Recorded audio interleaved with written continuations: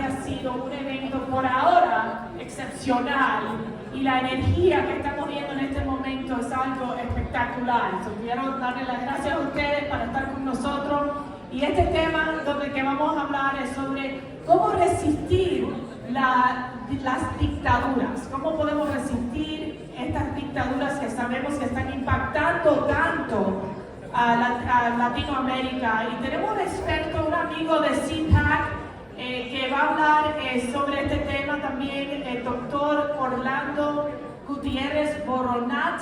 Orlando, gracias por estar con nosotros aquí. Gracias por invitarme y por estar en este foro tan importante. Felicidades por este éxito. Bueno, usted tiene tanta experiencia en lo que es estudiar el fracaso de las dictaduras. Explica cómo estos países latinoamericanos, que estamos viendo un cambio dramático en este momento ocurriendo en esta región. ¿Qué está pasando? ¿Por qué los izquierdistas, los comunistas están dominando en esta región? Creo que es importante comprender, de nuevo, reitero mi felicitación por este tremendo evento, esta cumbre de las fuerzas de la libertad de toda América Latina y también del mundo que han venido. Yo creo que es importante comprender la diferencia entre un régimen totalitario y un régimen autoritario. Un régimen totalitario persigue el aniquilamiento del individuo, el aniquilamiento del espíritu y el control de la persona humana. Y lo que existe en Cuba es precisamente uno de los regímenes totalitarios más exitosos que ha conocido desafortunadamente el planeta. Esa es una máquina de dominación, es una máquina de subversión que ha estado trabajando todos estos años para subvertir las sociedades y los sistemas políticos de todos nuestros países. Y creo que es importante que las fuerzas conservadoras, que las fuerzas que abogan por la libertad, comprendan de que lo que existe en Cuba no es un adversario coyuntural, es un enemigo existencial. Y mientras mantengan o sigan el folclore de la supuesta revolución cubana y lo que ha hecho ese régimen y toda esta ficción del éxito de este modelo fracasado, están alimentando las mismas fuerzas que están trabajando en cada país para subvertirlo. Y no lo digo solamente teóricamente o simbólicamente, lo digo en términos estructurales. La inteligencia castrista entrenada por la Stasi alemana, por la KGB rusa, sigue siendo una potencia en cada uno de nuestros países. Y llevan décadas reclutando, identificando, trabajando para subvertir las democracias. Lo que pasó en Venezuela, lo que está pasando en Chile, lo que está pasando en México debe ser una lección muy clara de lo peligroso que es el contagio de este régimen totalitario. ¿Y cuál es la meta de estos comunistas, de estas dictaduras? ¿Qué están buscando? Creo que debemos estar bien claros en la meta. Y creo que hay una figura trágica, una figura malévola, que es la figura de Ernesto Guevara. No le digo el Che porque no era amigo mío ni jamás lo sería.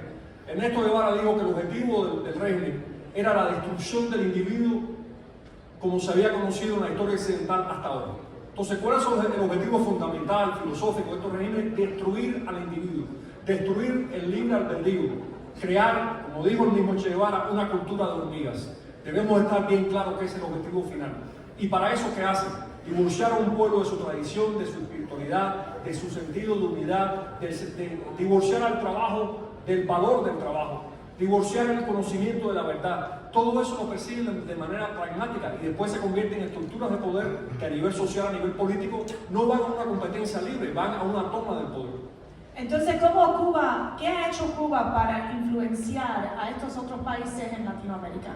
Bueno, yo siempre diferencio entre el régimen comunista en Cuba y la nación cubana. La nación cubana está bajo ocupación. Un régimen comunista se impuso, mintió, reprimió, mató para mantenerse en el poder y la nación cubana ha estado resistiendo todos estos años. Especialmente hemos visto como el pueblo cubano ha salido en los últimos meses masivamente a protestar contra el régimen. ¿Cómo lo hace? Como un régimen totalitario hace esto, es controlando la sociedad desde la información, controlando la sociedad desde la historia.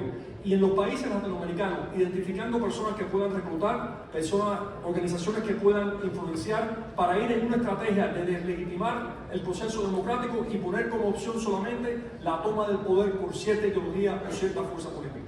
Pero dicen que en Cuba hay elecciones, como muchos de estos países, como en Venezuela. ¿Qué significa eso? Las elecciones, ¿cómo controlan esas elecciones? Es una excelente pregunta. En Cuba no hay elecciones, en Cuba hay votaciones. En Cuba los ciudadanos tienen que ir. En primer lugar, la palabra ciudadano durante años en Cuba no se usaba. Era la palabra camarada o compañero. ¿Qué existe en Cuba? Votaciones. La gente va a las urnas a votar por un candidato de un partido para un puesto. ¿Les parece ridículo? Eso es lo que pasa en Cuba. La gente tiene que ir a emitir un solo voto por un solo candidato, por una sola línea política. Entonces el régimen lo que quiere es mostrar la masividad de la supuesta participación, aunque por supuesto insisten en que la gente vaya a votar. Cuba no ha tenido elecciones libres durante más de 60 años. Estamos viendo estos cambios, por ejemplo, no solamente en Venezuela, pero en las últimas elecciones de Colombia y Brasil. ¿Qué se puede ver en esos países con este cambio de gobierno? Yo creo que otra cosa que tenemos que comprender es que estamos ante fuerzas tenebrosas que tienen planes a muy largo plazo. Hay una estrategia a largo plazo. La toma de Venezuela era un objetivo cimero de la gente que tomó el poder en Cuba en 1959. Intentaron todas las vías para tomar a Venezuela. Las primeras que fue cumplir la lucha armada fracasaron y entonces buscaron la forma de penetración cultural, penetración política, penetración social, y es estar listo, esas fuerzas están listas. Cuando el país entra en crisis, aprovechan la crisis. Entonces creo que lo mismo tenemos que ver en los otros países. Cada vez que ustedes vean llegar a un país una brigada de médicos cubanos, de esos médicos que además los explotan, más de la mitad son agentes de los servicios de inteligencia castrista. Cuando vean a algo llamado el Instituto Cubano de Amistad con los Pueblos, que Lula lo legalizó por todo Brasil, el ICAP, ese es un frente de la inteligencia cubana para identificar y reclutar asesores para la toma del poder político. Estas instituciones que llegan, no llegan inocentemente, llegan con el propósito de extender la agenda totalitaria por todo el hemisferio. Y con el respaldo de China comunista, como estamos viendo ahora, es obvio que hay un serio peligro para toda nuestra fuerza. Vamos a hablar sobre China, porque yo creo que es una amenaza bien grande en esta región específicamente. ¿Cuál es el poder de China en este momento? ¿Qué está haciendo China para impactar no solamente las elecciones en estos países, pero también en lo que es coger el poder aquí en esta región? Yo creo que hay dos agendas. Una es que China está buscando control de ciertos activos geopolíticos que necesita para su economía y lo ha encontrado en América Latina y está usando el poder económico y el poder político para copar. El segundo es que China también tiene una estrategia a largo plazo, que estos países vayan en la dirección de regímenes autoritarios alineados con China. Y creo que obviamente el régimen que existe en Cuba, y con simplemente ver el tipo de relación que hay entre China comunista y Cuba y el régimen comunista en Cuba hoy en día, veremos que hay una relación de inteligencia.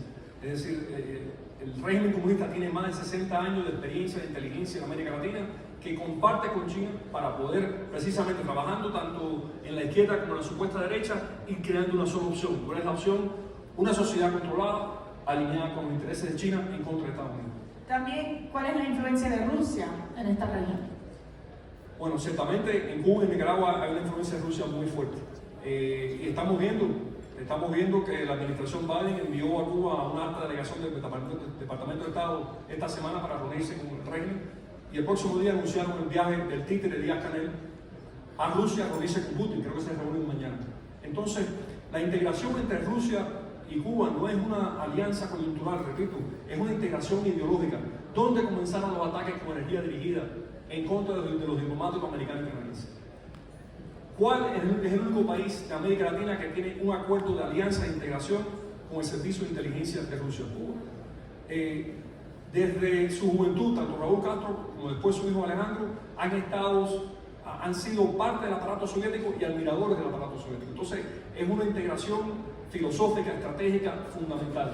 Y el enemigo para esta fuerza está muy claro. El enemigo es todo lo que huele a libertad y lo que es los Estados Unidos. No, y el enemigo siendo el Estados Unidos también. Pero estamos viendo, por ejemplo, en el caso de Biden, el presidente Biden, que ha tenido conversaciones hasta con los venezolanos porque quieren comprar el petróleo de Venezuela. Porque, como hemos visto en los Estados Unidos, Biden no quiere invertir los recursos en lo que son la industria energética de los Estados Unidos. ¿Qué significa eso en lo que estamos viendo pasando en esta industria energética? Es algo que me preocupa mucho, Mercy. Porque creo que algo que pasó en Occidente fue que en 1992 se proclamó el fin de la Guerra Fría. Bueno, en primer lugar no fue el fin de la Guerra Fría. En segundo lugar, definitivamente no fue el fin del totalitarismo. Y el tipo de régimen que vemos en China prosperó y creció a donde está ahora con la anuencia, la colaboración, la inversión de Occidente. Entonces, darnos cuenta de que estos son enemigos existenciales de nuestros valores, de nuestro tipo de vida, de nuestras convicciones, es el primer paso en poder derrotar un régimen como esto. Y lo otro es que la academia se ha olvidado comprender lo que es un régimen totalitario. El totalitarismo no es un tipo de autoritarismo, no es una dictadura pasadera, es una filosofía completa del control de la persona humana, del control del pensamiento, del control de la actividad humana, que con la tecnología que existe en los tiempos modernos es una cosa aún más temible que nunca. Bueno, en el verano del 2021 vimos las protestas en Cuba, que empezaron las personas a salir a las calles. Vimos que la policía abusó a muchos de la gente que estaba protestando. ¿Qué está pasando con la resistencia cubana? Bueno, durante años en Cuba una resistencia heroica ha luchado de una manera bastante aislada, bastante solos, abandonados contra ese régimen. Nunca se ha renunciado a la lucha, siempre ha habido una lucha contra ese régimen. Lo que ocurrió el 11 de julio de 2021 es que miles de cubanos rompieron con el miedo. Y hay razones por las cuales temerle ese régimen probado. Pero miles de cubanos rompieron con el miedo, salieron a las calles simultáneamente por toda Cuba y el régimen tembló. El régimen logró aplastar el levantamiento con el apoyo de Rusia, de China, etc. Pero ha continuado ese levantamiento. Las protestas siguen a nivel de barrio, de municipio, de provincia. Y vemos que hay un aparato estructurado en la supuesta prensa libre del mundo occidental que no reporta sobre esto. No se sabe que esto está ocurriendo. Cuba tiene fácilmente más de 1000 presos políticos. Es el país del mundo que más mujeres presas políticas tiene, 122 mujeres presas políticas, mujeres jóvenes que han salido a organizar a sus comunidades para el cambio. Yo creo que lo fundamental es crear una gran coalición internacional que apoye al pueblo cubano en esta lucha por la libertad.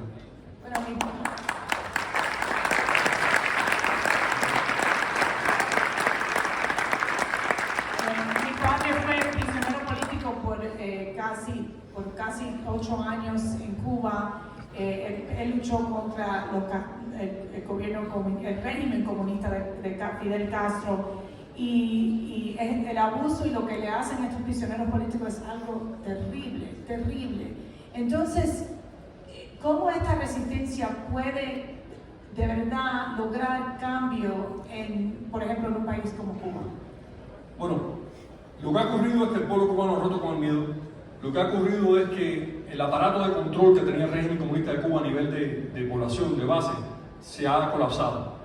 Ya ellos tenían en cada cuadra un comité de vigilancia, en cada cuadra tenían un núcleo de partido, tenían diferentes organizaciones para vigilar y controlar a los cubanos. Eso se ha ido decayendo y ya no funciona como antes. No lo digo yo, lo dice el mismo liderazgo comunista. Y el pueblo de Cuba ha ido recuperando la confianza entre sí, porque el totalitarismo te siembra en la desconfianza en tu familiar, en tu vecino, no sabes quién está informando para la policía política. Esa recuperación de confianza y también la recuperación de fe en Cuba es un despertar religioso. Y hemos visto que en estas protestas sacerdotes, monjas, evangélicos, los masones han estado al frente de las protestas, se han puesto junto con el pueblo a manifestarse por la libertad, porque hay un gran despertar religioso, espiritual, principalmente en la juventud. Creo que estos son algunos de los pasos que hay que dar, pero creo que es fundamental la parte espiritual. El totalitarismo es, a fin de cuentas, una teoría diabólica, satánica, para destruir el libre albedrío en el ser humano. Y resistirlo comienza con la recuperación de la fe y la recuperación de la confianza en Dios.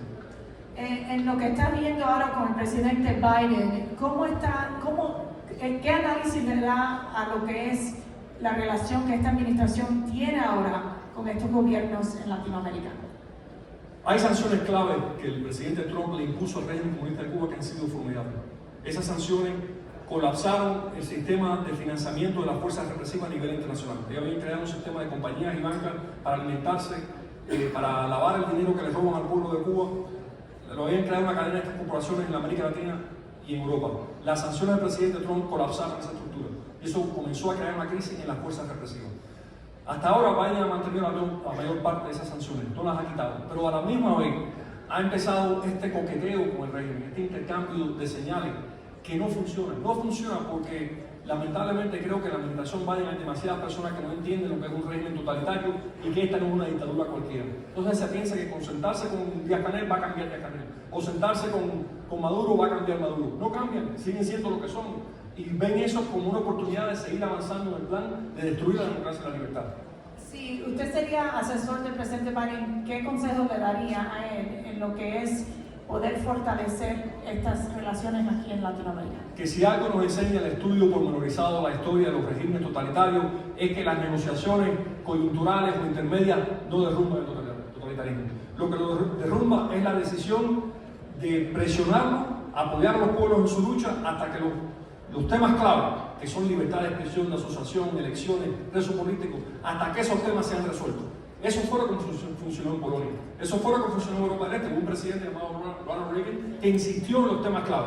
No se dejó confundir con los temas periféricos. Y lamentablemente este régimen en Cuba ha aprendido a utilizar la emigración políticamente para cambiar la política americana y también para crear muchas distracciones y alejar no solamente a Estados Unidos, a Europa y otras fuerzas democráticas de los temas centrales que crean la crisis cubana. Entonces ahora estamos viendo las protestas en Brasil, por ejemplo, después de estas elecciones donde Lula supuestamente ganó. ¿Y qué estás viendo? Lo que estás hablando con las personas brasileras, ¿qué te están diciendo? ¿Qué está pasando ahí en Brasil? Bueno, nosotros tuvimos el honor de que nos recibiera el presidente Bolsonaro justo después de ser electo hace ya algunos años, y creo que en Brasil se había montado, todavía existe una estructura paralela de apoyo al Partido de los Trabajadores, al PT, que tiene una identificación leninista innegable. Entonces, los cubanos, desde el Instituto Cubano de Amistad con los Pueblos, desde las brigadas médicas, diferentes intercambios culturales, te van creando una estructura paralela para apoyar a los partidos, los movimientos que quieren llevar a los países al socialismo.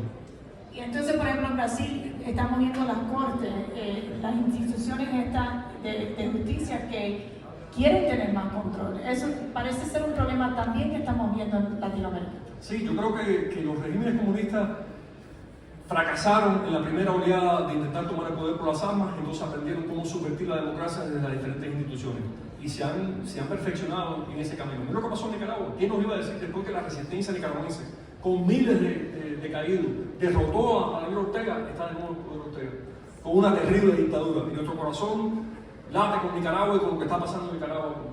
Gracias.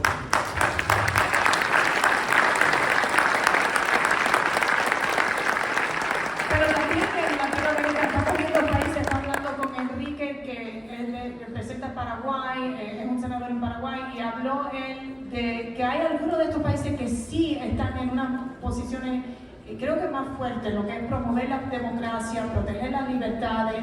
Dime de esos países como Paraguay, por ejemplo, Guatemala, ¿qué están haciendo esos países que estamos viendo éxito en lo que es la parte de promover y defender nuestras libertades? Bueno, yo creo que el senador Enrique Riera es uno de los políticos más capaces que tiene América Latina, muy bien formado, es un estratega y me honro con llamarlo amigo.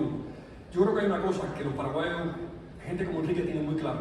La lucha contra un régimen o contra una fuerza política socialista no puede ser en una sola dimensión. No puede ser, nos vamos a enfrentar políticamente, lo derrotamos y se acabó ahí.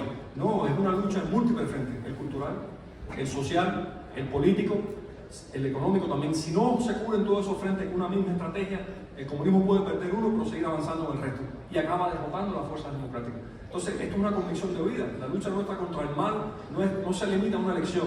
Tiene que ser una actitud permanente de salvaguardar la identidad, la libertad, la dignidad de nuestro país.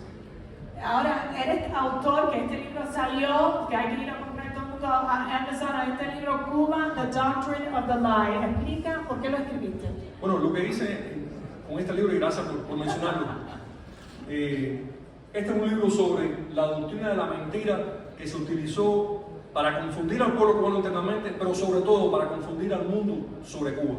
Y se ha creado una narrativa absolutamente falsa sobre Cuba para justificar la existencia de ese régimen ahí. Pero más aún, y me puse a investigar gente como Herbert Marcuse, los grandes ideólogos de la izquierda americana, ellos necesitaban un modelo y un ejemplo de una revolución comunista exitosa.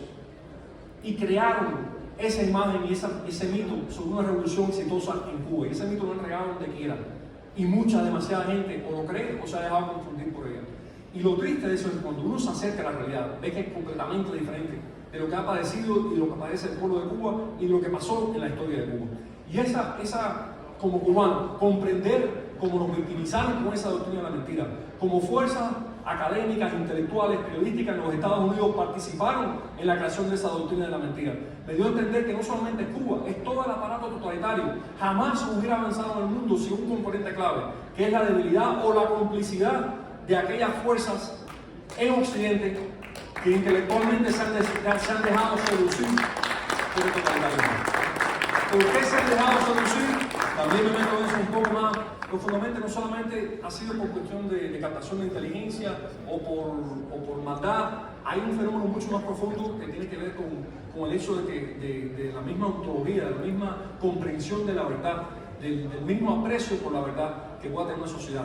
Cuando el relativismo se enraiza en una sociedad, esa sociedad comienza a caer ante el totalitarismo. Porque el totalitarismo se nutre de ese relativismo, que el bien y el mal son lo mismo, que se pueden intercambiar, que nada es absolutamente verdad y nada es absolutamente mentira. Eso es lo que va destruyendo con una sociedad. ¿Qué consejo le da a esta audiencia? Estas son personas que son activas en su comunidad, quieren cambio en su país, quieren acabar y terminar con los izquierdistas que están destruyendo su historia, su país. ¿Cuál es su consejo para todos los que están aquí? ¿Qué pueden hacer ellos para estar preparados y tomar acción? Gracias por esa pregunta. Yo les quiero comunicar, porque es la pura verdad, se lo comunico objetivamente, más allá de mi sentimiento como cubano. Incorporen a sus luchas locales y nacionales por la libertad el tema de la liberación de Cuba. Les vuelvo a repetir, el régimen que existe en Cuba no es un adversario coyuntural de ninguno de ustedes, es un enemigo existencial. En primer lugar, el mejor modelo de por qué no funciona el socialismo y el colectivismo está en Cuba. Saber lo que Cuba era hasta el 59 y en qué se convirtió Cuba después. En segundo lugar, porque al luchar contra ese sistema están ustedes enfrentándose a las fuerzas importadas de Cuba que en sus propias comunidades y naciones están subvirtiendo la democracia. Y en tercer lugar, porque estamos ahora, en realidad, en un momento en el cual el pueblo de Cuba pueda alcanzar su libertad, pero necesita el apoyo de la región, necesita el apoyo de las fuerzas pro libertad, de las fuerzas democráticas racionales de nuestro hemisferio que apoyen a ese pueblo cubano para poder derrocar ese régimen. Déjame preguntarte, como padre y también como profesor que enseñaste en la universidad, ¿cuál es el mensaje a la juventud? Porque yo creo que hay muchos, yo que soy madre de 5 niñas, de 5 hijas, que siempre educarlas a entender los peligros del comunismo y lo que puede impactar y lo que estamos viendo con la juventud que no le tienen, que le atraen el comunismo. Yo creo que hay ciertas cosas claves que tenemos que entender. Las fuerzas totalitarias logran separar el conocimiento de la verdad. Entonces tenemos una generación, y soy padre de hijos que están estudiando ya en la universidad, de una generación que no, por lo menos en la Florida, que no le enseñaron geografía en la escuela. Yo fui profesor en la universidad, daba un curso que se llamaba Teoría Política de la Antigüedad Medieval. Lo primero que tenía que hacer en la clase era entrar y preguntarle a los estudiantes cuántos me podían identificar 3 países sobre el Mediterráneo. Casi ninguno podía. Entonces, no se les enseñaba geografía, ¿no? Eso fue una teoría política socialista que se llama utilitarismo. Enseñarle a los jóvenes supuestamente lo único que les haga falta para avanzar materialmente. Eso es falso, para eso no es la educación. La historia que han leído, la poca historia que les han enseñado. Yo fui profesor de historia en una secundaria católica en Miami. Me daban los libros de historia mundial para revisarlos. De 10 libros que me daban los padres para revisar, 9 eran comunistas. Y yo sé, cuando yo digo comunista, yo no estoy exagerando el comunista. Yo sé lo que es un régimen comunista de educación. Y eran libros escritos por marxistas. El libro de Howard Zinn, que es un ataque marxista a la historia de Estados Unidos, se convirtió en un libro que le ponen a leer a todos los maestros de historia en Estados Unidos.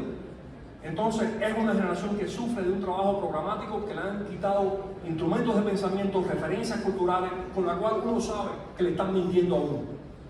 Pero si no, al sufrir de esta carencia de conocimiento, cualquier cosa los puede convencer. Porque aunque puedan ser muy adeptos, muy inteligentes, muchas cosas prácticas, desconocen del contexto necesario para decidir políticamente.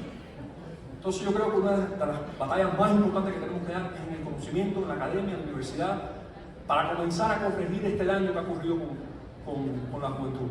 Porque son décadas de generar gente que son profesionales y expertos, pero son unos imbéciles en lo que tiene que ver con la historia, la geografía y la cultura del mundo. Entonces piensa que un régimen comunista es igual a un régimen democrático. Y me he encontrado con esto repetidamente en mi vida. Y muchos de estos profesores, por ejemplo, ellos quieren infiltrar a estos comunistas a indoctrinar a nuestros hijos. Es algo tan peligroso y es bien importante como padre, como abuelo, como tío, tía, tener estas conversaciones tan importantes con nuestros hijos.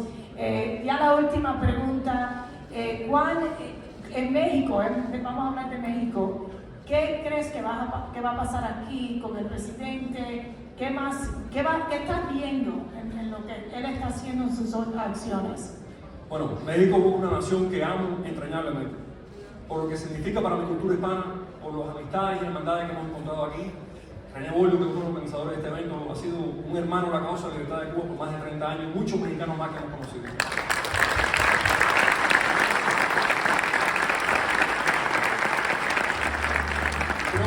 Creo que el buen juicio de Eduardo, una de sus expresiones es tener un hombre como ese al lado de él, porque es un hombre muy valioso. Yo creo que México tiene una cosa muy fuerte, que México tiene como protectora a la Virgen de Guadalupe.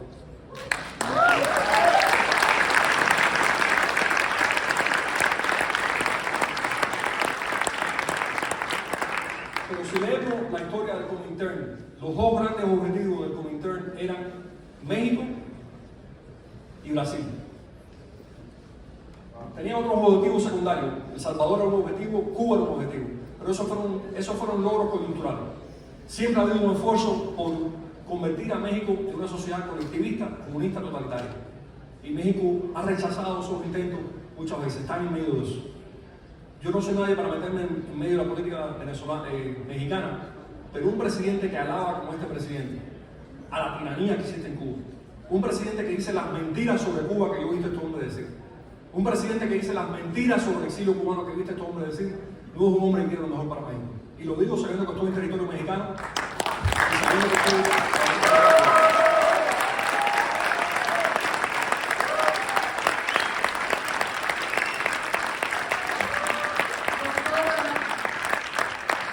El que no ama la verdad no es confiable. Bueno,